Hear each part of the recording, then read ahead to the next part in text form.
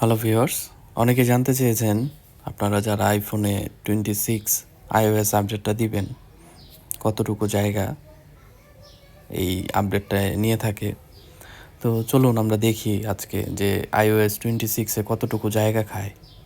তো সেটিংসে গেলাম, যাওয়ার পরে জেনারেলে গেলে আপনারা এখানে দেখবেন অ্যাবাউট সফটওয়্যার আপডেট।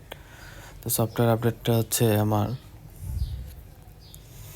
26 iOS দেওয়া আছে। তো স্টোরেজটা দেখবেন, স্টোরেজটা দেখলেই বোঝা যাবে। তো দেখেন iOS জায়গা নিয়েছে 12.41 জিবি এবং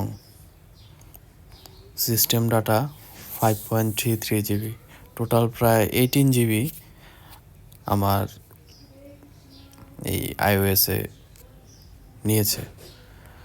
তো আমার এই ডিভাইসটা 64 জিবির মধ্যে আপনাদের ধরেন 18 জিবি যদি বাদ যায়,